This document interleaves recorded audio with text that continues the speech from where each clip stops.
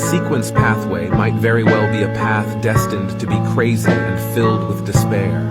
And this is the only path for humans to obtain extraordinary strength. How laughable and ironic it is.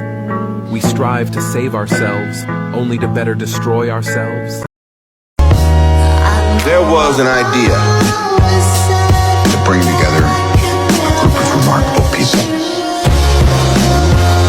to see if we could become something more. So when they needed us, we could fight the battles that they never could.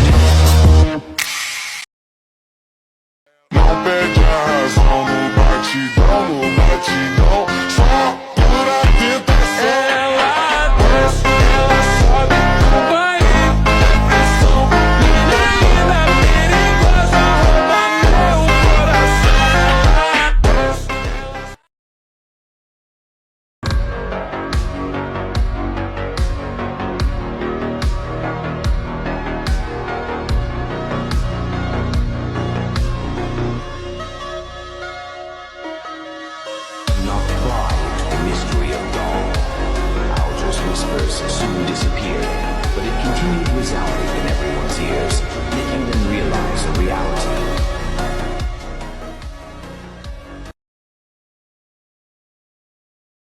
In the world of illusions, there are those who read the signs of fate. Their symbol is a card, their path is a mystery. They call themselves the Tarot Club.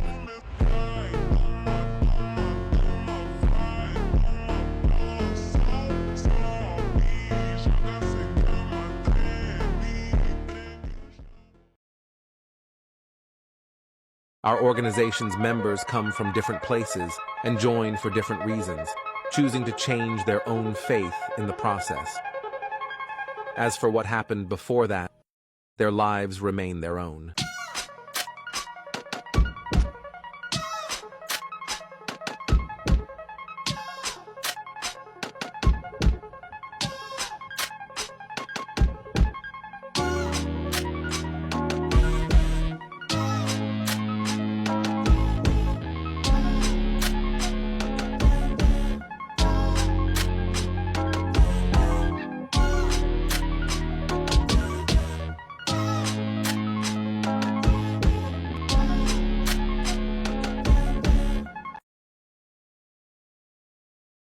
The first rule of Fight Club is, you do not talk about Fight Club. Second rule of Fight Club is, you do not talk about Fight Club. Welcome to Fight Club.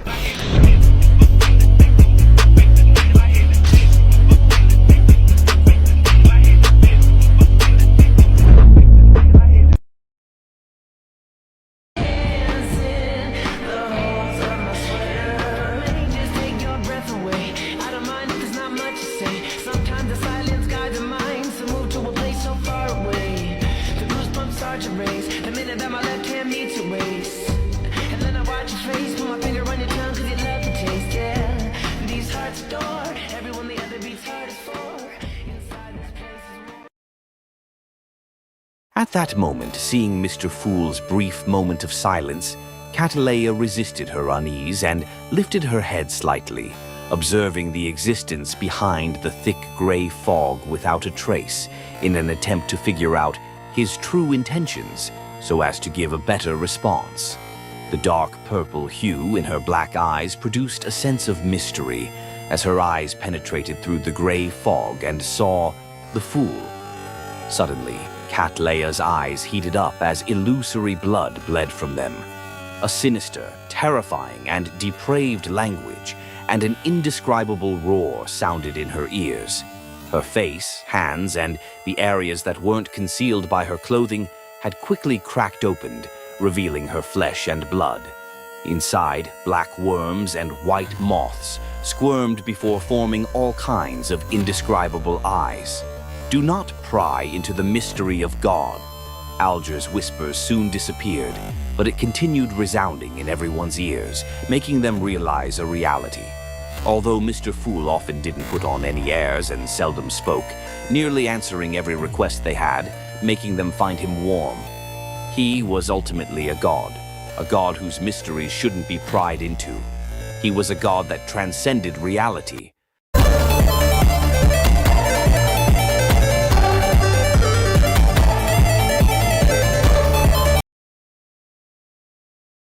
Suddenly, Catalea's eyes heated up as illusory blood bled from them.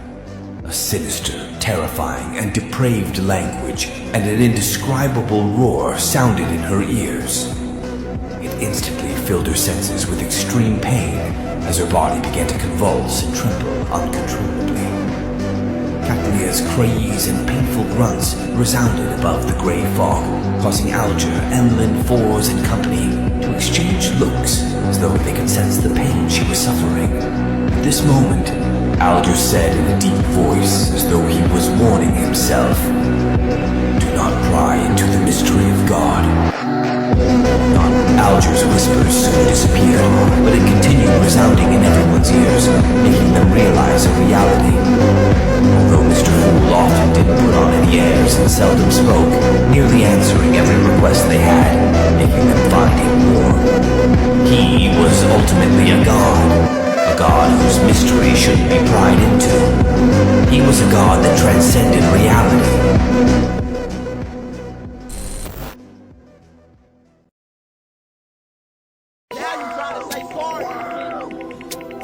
I got Godson on them motherfucker.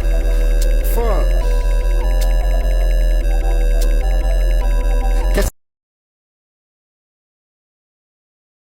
The best secret organization in all of fiction, guided by the arcana and blessed by the Great Fool. The Tarot Club. It was founded on June 28, 1349 of the 5th epoch, high above the Grey Fog, by 3 fated individuals, Klein Moretti, Audrey Hall, and Alger Wilson. What started as a simple meeting soon turned into the most powerful organization the world has ever seen. Before we dive into the lineup of the Tarot Club members and their powers, we need to talk about what it means to be an angel. Because by the end of the story, every major arcana holder reaches that level, advancing to at least sequence 2 in their respective pathways. But what does that actually mean? Well, first understand this. In a universe where too much knowledge can kill you, or worse, cause you to lose control, and where information itself is a source of power, becoming an angel gives you something incredibly rare: immunity.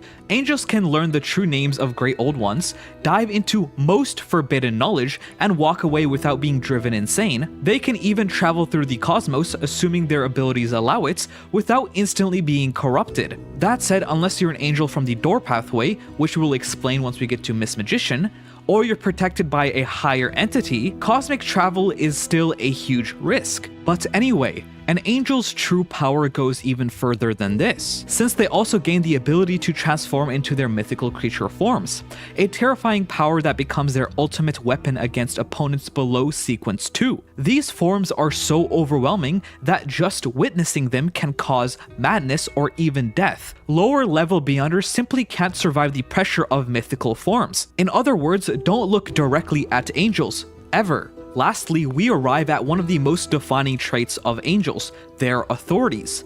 At this stage, some angels begin to develop control over these higher order powers. But make no mistake, authorities are far more than just flashy abilities. They represent symbolic dominions, allowing Beyonders to manipulate fundamental concepts themselves, and by extension, reshape reality. For example, someone with authority over metal doesn't control physical metal, they command the very essence of metal. They can alter its nature, redefine its properties, and influence everything derived from that concept.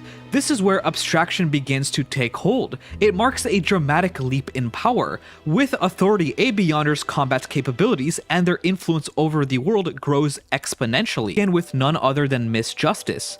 Audrey Hall, Backlund's most dazzling gem, and the Fool's personal therapist, ascends all the way up to Sequence 2, Discerner of the Visionary Pathway, by the end of the story. To understand just how monumental this is, consider the rarity of such a feat.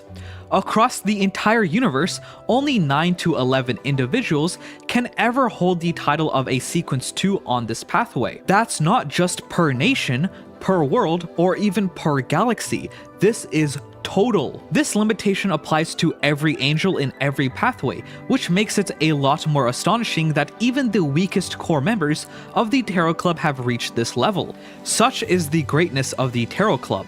Now, what does it mean to be a discerner? The powers they wield aren't terrifying because they can level continents or create nuclear fusion. No, what makes them truly terrifying is that their battlefield is your mind. Your thoughts read like an open book. Your intentions subtly rewritten before you even act. You hear whispers, thousands of them, gnawing at the edges of your sanity as your consciousness is infiltrated. In your confusion, you begin to sense something is wrong. You try to fight back to pinpoint the threat, but everything around you seems normal, too normal. The dream is too vivid, too real, and just as you grasp the truth, that you've been trapped in an illusion, you lose your ability to reason. Madness takes hold, and the last thing you see before falling into the abyss is your deepest trauma laid bare. You might ask, why would I let myself be hypnotized in battle? But here's the catch. Unless the discerner wants you to notice them, you never will. That's why, above all else, beware of the spectator. Now we turn to the steadfast warrior of the sea, Mr. Hanged Man. Alger Wilson, captain of the Blue Avenger and wielder of the Storm's Fury, once walked the path of the Tyrant, rising as high as Sequence 3 Sea King. But in a bold and rare move, he made a pathway switch, eventually reaching Sequence 2 Profane Presbyter. This leap is no small feat.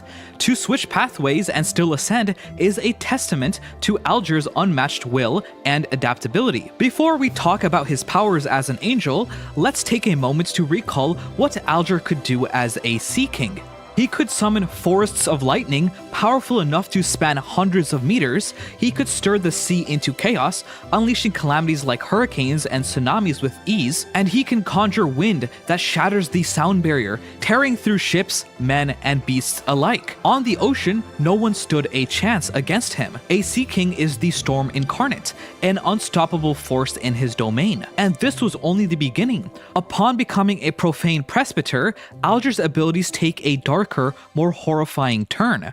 He gains complete control over flesh and blood, to the extent that he can regenerate from a single cell. Alger can harvest and store up to 18 souls, each one granting access to the abilities of a different Beyonder pathway. From these, he can wield the powers of any 3 simultaneously, customizing his arsenal to obliterate his enemies. And that's not all. Alger can manipulate an opponent's own shadow, using it as chains to bind and restrict them. Worse yet, he can invoke terrifying curses known as degeneration, targeting the soul directly, dragging it into vicious, black depths, corrupting or unraveling it until madness or oblivion takes hold. Alger is no longer just a storm on the sea. He has become something far more profound and far more dreadful. From the depths of dark, we now turn into the light, Mr. Sun. Derek Berg, the Fool's Blessed and the Little Sun, reaches the rank of Angel as a Sequence 2 Lightseeker of the Sun pathway.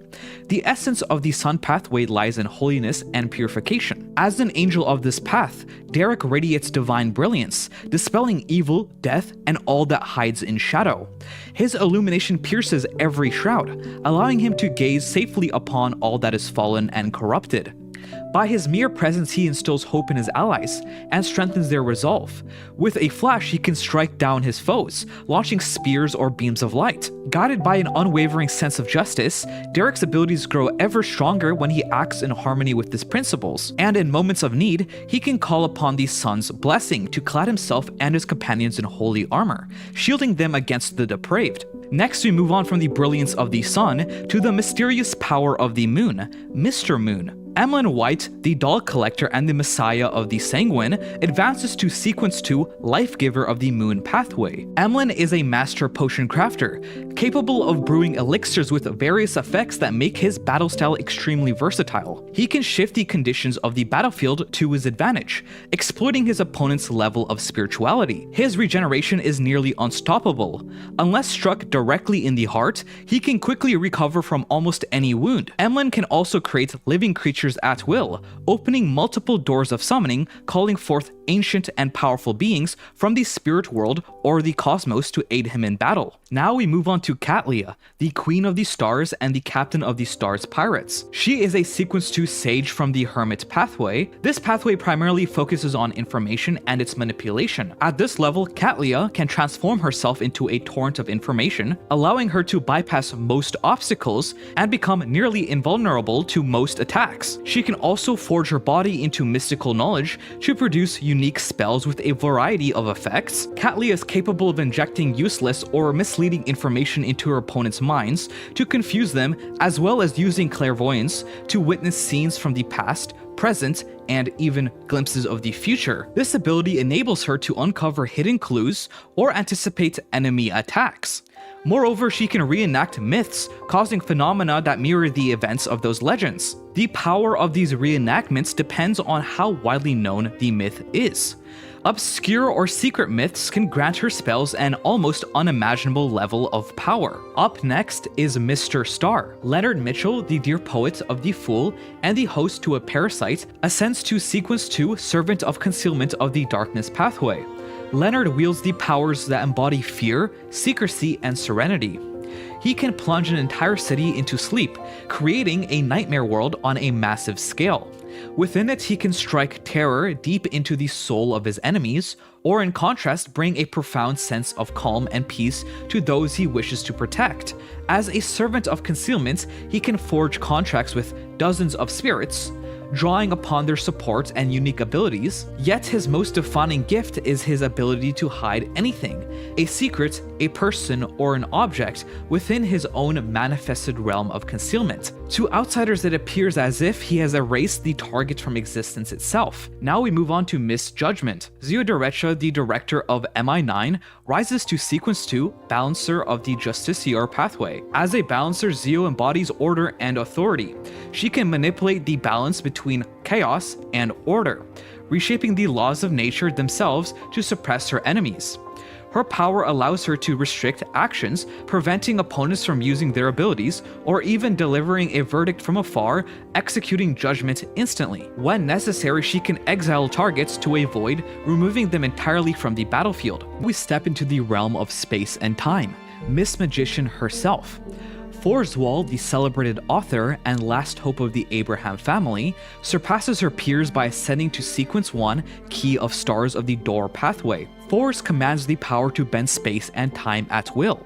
She can conjure doors to any point in the universe, instantly traveling there without limitations. Her location is hidden from all, while she can pinpoint any object or person she desires. Her mastery of sealing is formidable, so much so that she can even trap black holes, and her seals auto-repair, making them almost impossible to break. She can travel the cosmos freely, moving through the astral world, underworld, mirror world, and even higher dimensions. But Force is not just a traveler, she is a nightmare for any opponent. She can replicate or record nearly any Beyonder ability or special event to unleash against her foes.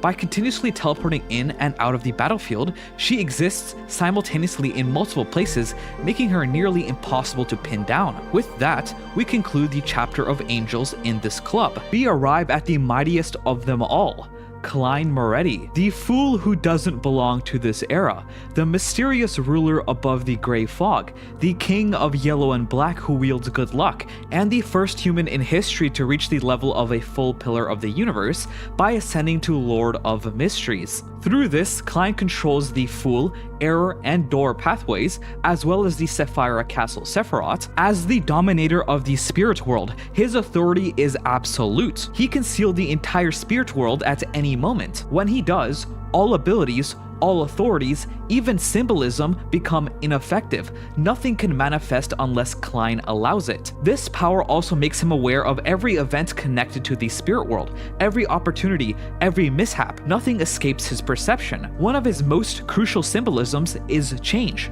Through change, Klein can influence destiny itself. He becomes nearly immune to all forms of causality, because he can introduce errors into the world, bending fate to his will. And that's not all. Klein Klein is also the king of space-time. He can stop time for the entire universe, accelerate or slow time for specific objects, actions, or beings. He knows the entirety of history, allowing him to project anything that ever existed, even the astral barrier that once prevented the Great Old Ones from invading Earth. He can exile his targets into a void of history, or return anything that was dragged out of history back to where it belongs. With his mastery over space, Klein can teleport billions of beings to the edge of the universe, or create space-time labyrinths in the spirit world to trap even the Great Old Ones. It was also stated by the author himself that Klein can travel back in time. Then comes his terrifying combination of parasitism, marionettes, and blink. Through these abilities, Klein can manifest himself into countless bodies at once. Unless someone enacts counter-symbolism, he can fight an infinite number of Great Old Ones simultaneously. Through these abilities, he reaches a relative state of omnipresence. As the beacon of destiny, Klein guides the river of fate. He can step into this river from any point in time, past, present, or future, and use destiny's hints to choose the best possible action. And then there's the fooling. Klein can turn reality into fiction, and fiction into reality. He can make events that occur in dreams manifest in reality. For example, if someone dies in a dream, they die in real life. Klein is also able to graft concepts together and bend the very rules of existence. He can hit Great Old Ones with foolishness, which gives them blind stupidity, and with deceit, he can manipulate their actions, exploit their weaknesses, and steal their authorities or symbolisms. To put it simply, Klein Moretti currently sits atop the universe as the strongest being alive, arguably tied with the mother goddess of depravity.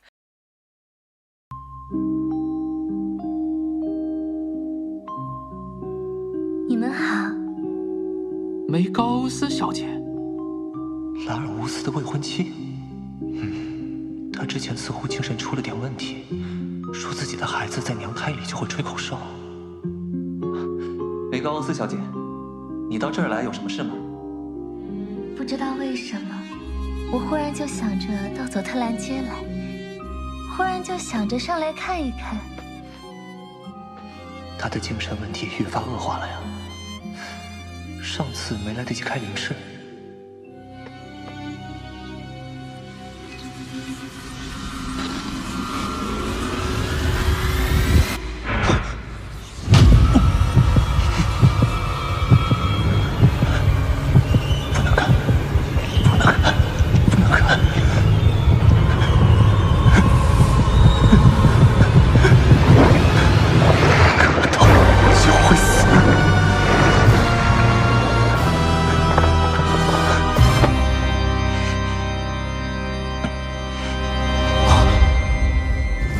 射的炸弹不在祭坛，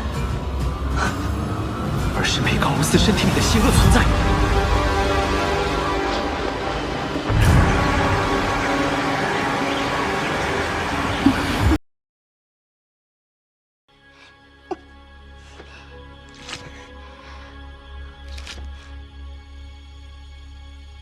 听说你和兰尔乌斯先生第一次见面是在舞会上。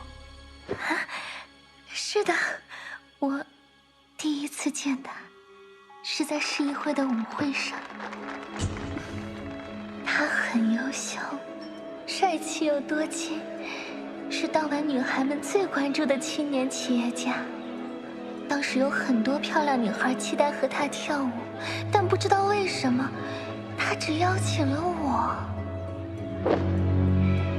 从华尔兹到库朗舞，整晚他都和我在一起。他的每一句话都让我开心，每一个眼神都让我着迷。那时候，我就知道我这一生再也离不开他了。后来他们却告诉我，他是骗子，欺骗了我。其实不是的，他对我很好，常常带我去参加他与朋友的聚会。还带我去了很多奇妙的地方。那天，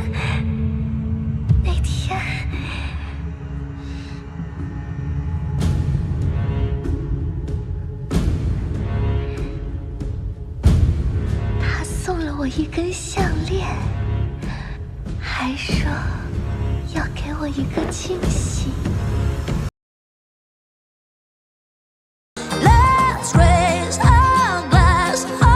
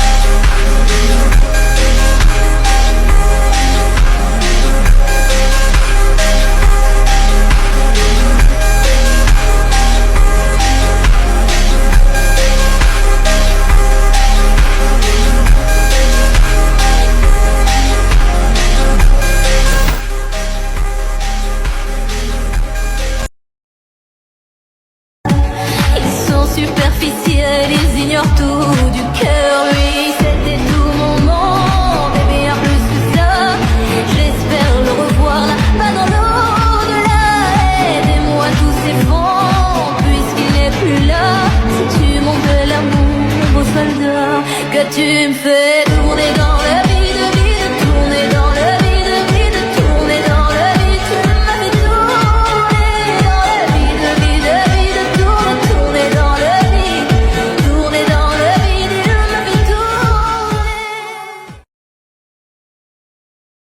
The only lesson that humans can learn from history is that humans do not gain any lessons from history, and they're always repeating the same tragedies.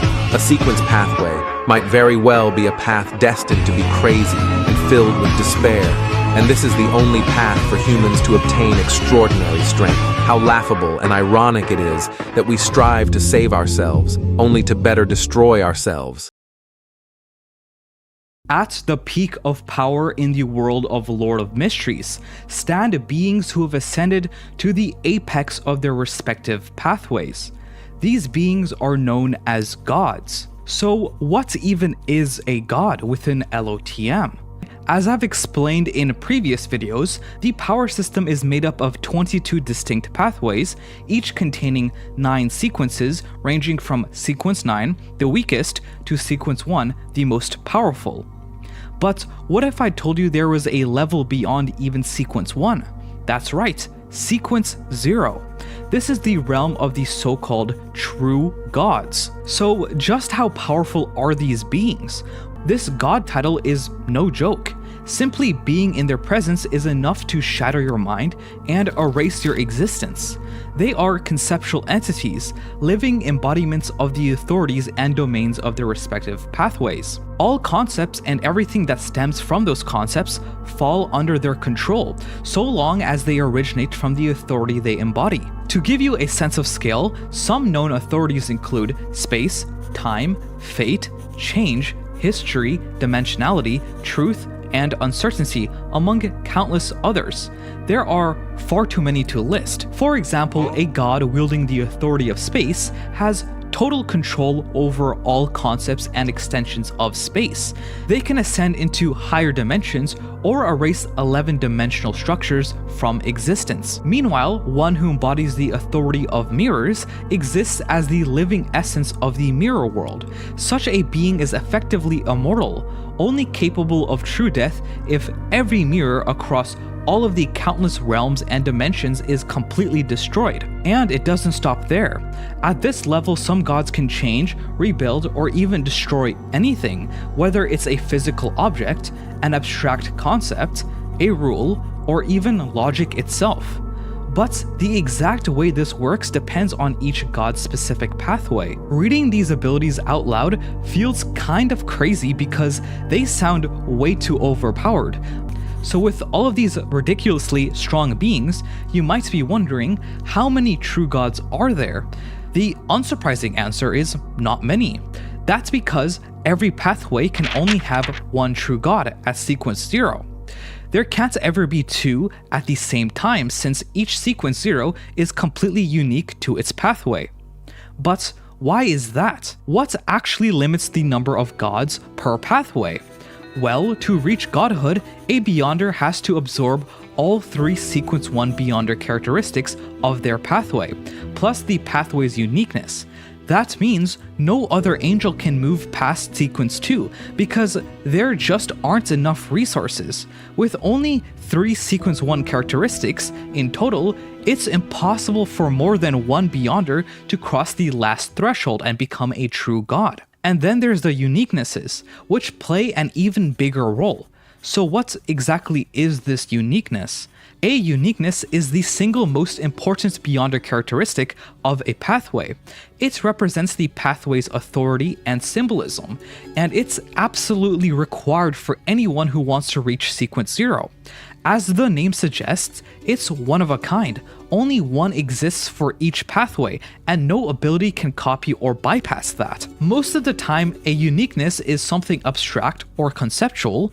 Once someone manages to accommodate it, they don't just gain raw power, they gain the ability to reshape the very concepts and symbols tied to it. That's why true gods can alter their own pathway's powers, and even beings like Amon and Adam, born directly from a pathway's uniqueness, can do it too, though to a lesser degree. Their very bodies came from their pathway's uniqueness. It's hard to overstate just how vital the uniqueness is. Even when a uniqueness comes to life on its own, it can carry the weight and authority of a pseudo-true god, simply because of its nature. One famous example is the quasi-sequence 0 hidden sage, which is actually the uniqueness of the Hermit pathway brought to life. But there's still another step to becoming a true god. Beyond the characteristics and the uniqueness, a Beyonder also needs to complete their pathway-specific Apotheosis ritual. This ritual is unique to each pathway and reflects its concept and identity. It's the final step from sequence 1 to sequence 0. Without it, the risk of losing control skyrockets, since the ritual is what anchors a Beyonder's mind and keeps them rational at such a high level of power. And you're probably asking yourself, why is the risk of losing control so high after reaching even sequence 0? The answer is simple. Becoming a god makes you almost completely divine. This means you're more tightly linked to the origin of your pathway, whether it's the core concept itself or an ancient being who once ruled over it. Such a connection makes you more vulnerable to corruption, both from within and from outside influences. The ritual is what keeps you balanced and prevents you from completely falling apart. Of course, the advantages of being a true god are massive. Not only can they alter their pathway's powers, they can also reshape their mythical creature forms. They gain total authority over every Beyonder in their pathway, able to suppress, empower, or even grant gifts in the form of divine bestowments. Gods can also create full divine kingdoms, domains that reflect their authorities and concepts. Inside their kingdoms, their already broken abilities become even stronger, and enemies are heavily suppressed. In A Lord of the Mysteries, fighting a true god in their own kingdom is basically suicide.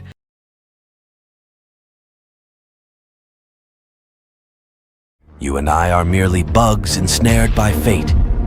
Apart from the greatest of existences, all living beings share this commonality. In the near future, you will come to understand.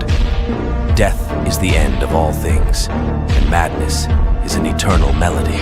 We are all victims of fate's ridicule, but I want to defy and resist it, even if I'm not capable enough until death puts an end to it all. And when I'm back in Chicago, I feel it. Another version of me, I was in it. Oh, I waited right to the end of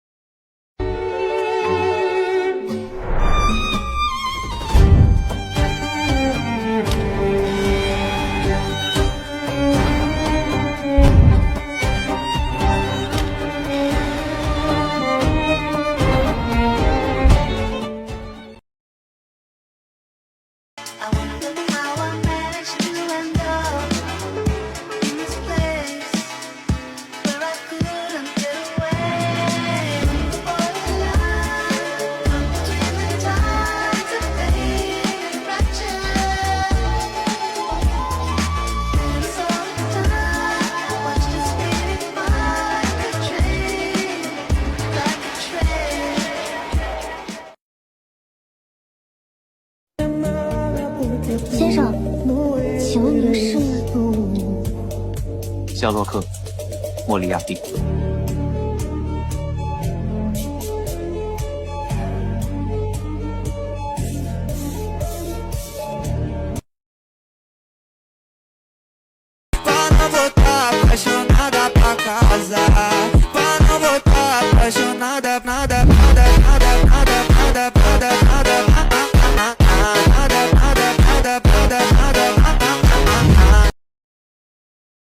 Headless body was covered with even more cards.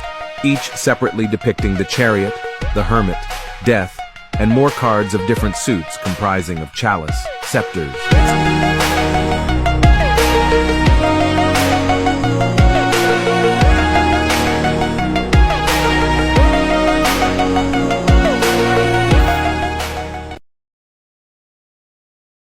Klein's arms exerted force, and he suddenly turned around, twisting Lanavis's neck. After doing all of this, he took 2 steps back and looked at his enemy. With the card embedded in him, Lanavis looked ahead weakly as he slumped to the ground. At the same time, he was very confused and asked in a staccato manner, "Why? Do you want to kill me?" With his clown mask on, Klein stared at his archenemy and replied indifferently, "No reason."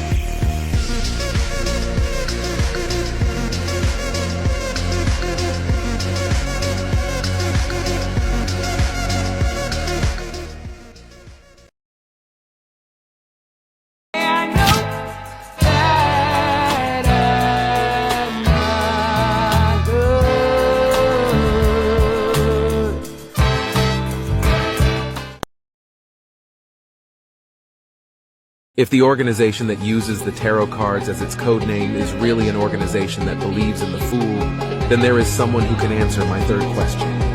He's the crazy adventurer, Hermit Sparrow.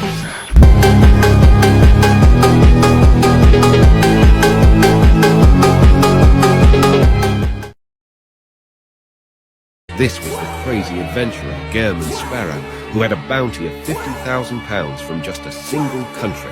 The hunt was about to begin.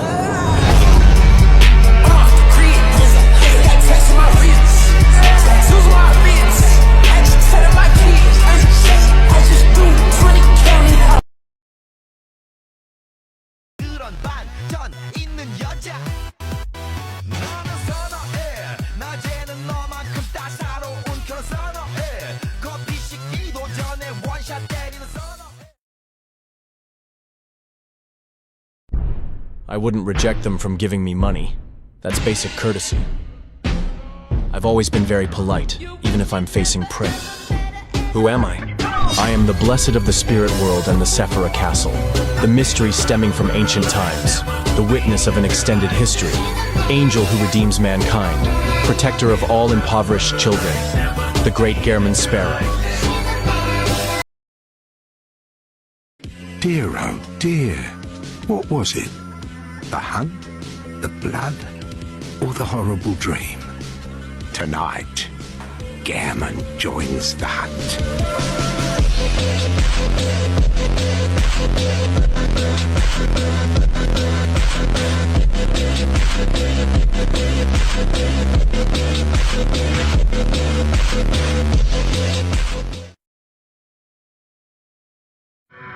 Noticing the gangway in sight, Donna suddenly slowed her pace and stepped back next to Klein, raised her face and bit her lip.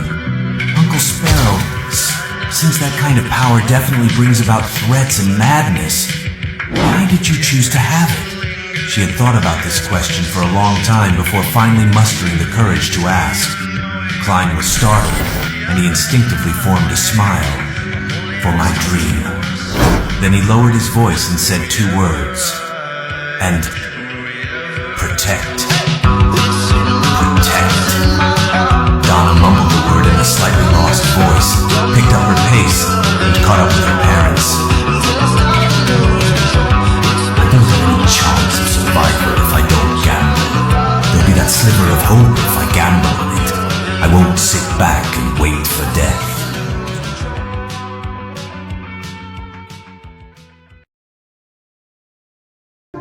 I found a contact with criminal connections in the southeast of England and set up a covert meeting with a top cocaine dealer. What can I say? What can I say? What can I say?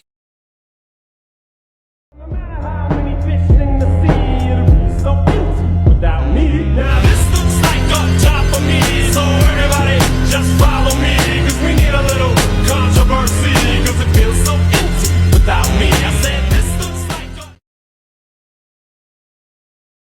If it's one-on-one, always bet on Kyle. Whether on land, at sea, or in the air, it's a widely held belief that this terrifying pirate is more powerful than any other living creature.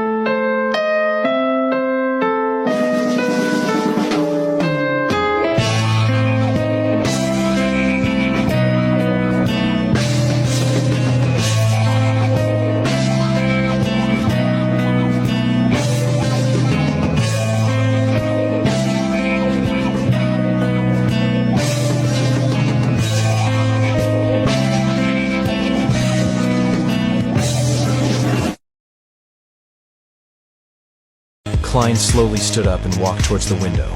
It was dark outside, howling winds and pouring rain. It looked as if the end of the world had arrived. Thinking of what he was going to do next, he couldn't help but feel he was acting in a certain sense.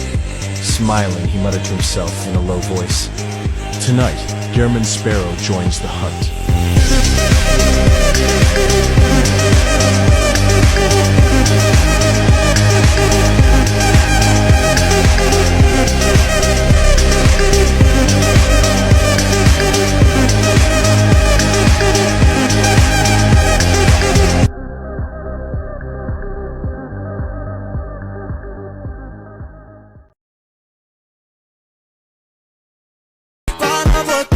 Apaixonada pra casar, pra não voltar, apaixonada pra nada.